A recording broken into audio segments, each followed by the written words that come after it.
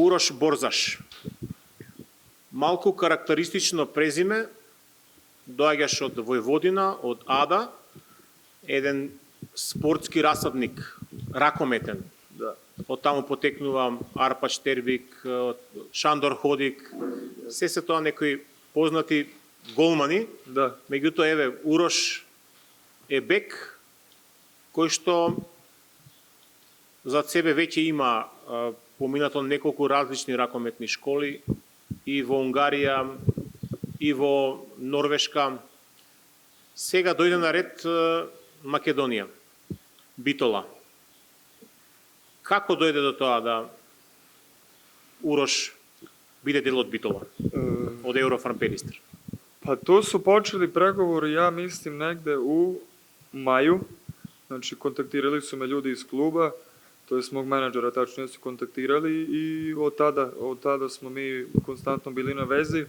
Ja sam imao ugovor još godinu dana sa norveškim Elverumom, ali sam odlučio da prekinemo sporazumnu saradnju zbog veće minutaže, recimo u Eurofarmu i zbog Lige šampiona, naravno.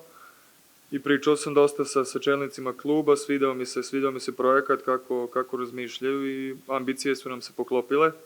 I drago mi je jako da sam deo Eurofarm Pelistera od ove sezone i daću sve od sebe da ispoštujem očekivanja. Може би европската ракометна јавност подобро те запозна по оној гол што го даде во онаа последна секунда. Во ракометот се бараат такви бомбардери, кои што ќе ги орешат над преварот.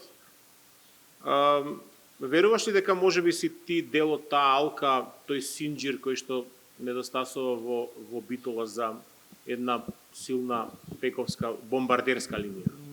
Pa ne znam sad da li sam ja baš nedostajao i šta nedostaje. Ja ću se potruditi da radim ono što treneri traže od mene i da dam svoj maksimum, da pomognem ekipi koliko god mogu. I nadam se da ćemo mi bekovi, jer nas ima dosta, Bogu hvala, da ćemo uspeti da sarađujemo dobro međusobno i da ispunimo sva očekivanja od trenera i kluba.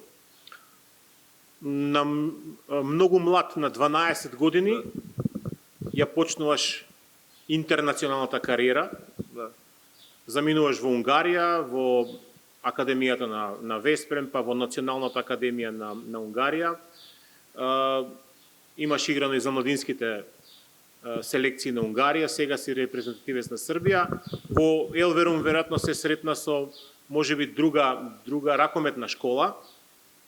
Сега во Битола колку ти е блиску она што да кажеме во својата кариера си го играл? И колку ќе ти биде, колку време ќе ти треба можеби да се прилагодиш на некој нов систем кој што функционира овдека? Pa manje više ovde u Bitolju što smo do sada imali je sistem poprilično sličan evropskim nekim sistemima.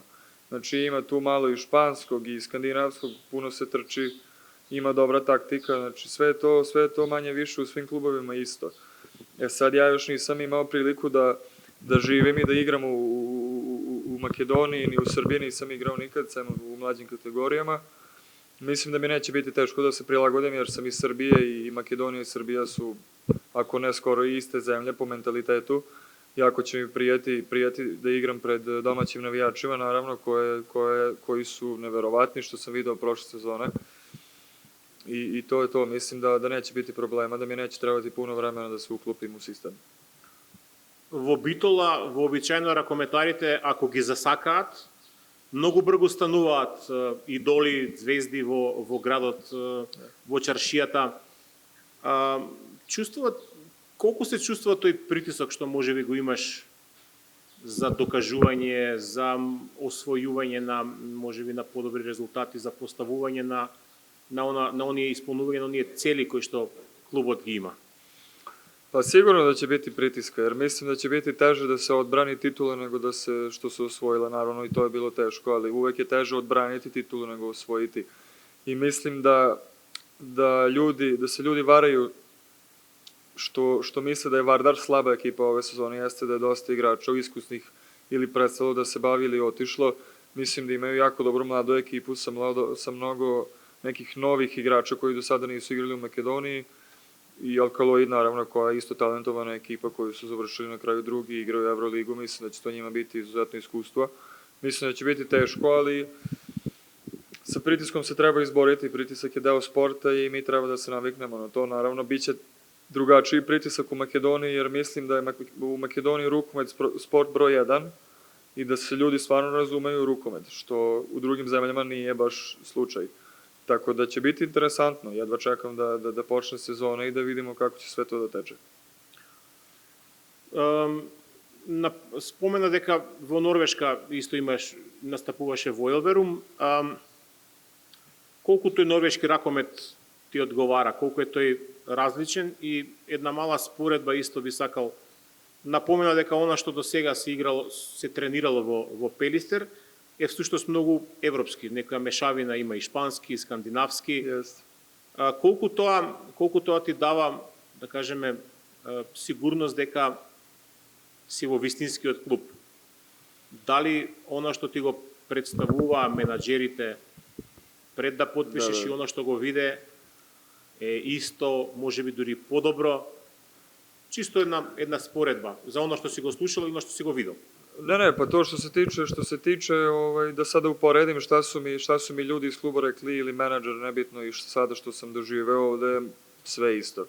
Znači sve se radi kako su mi rekli pre nego što sam došao ovde i jako mi prija da se trenira jako jer treba da budemo spremni na izazove koji dolaze i bit će jako naporna sezona. Biće puno utakmica jakih. Za norveški rukomet, pa odgovaralo mi jer se puno trči i šutira se i nema mnogo vremena za razmišljanje neko u napadu, jer se stvarno prebrz rukomet igra i ako pogrešiš odmah sledi kazna kontra ili tako nešto.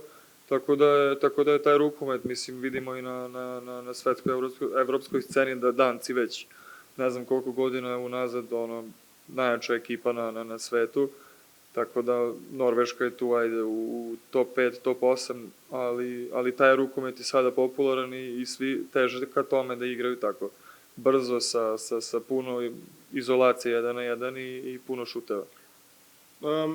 Во Лига на шампиони Еврофан Пелистер има убава интересна група, барем за навивачите.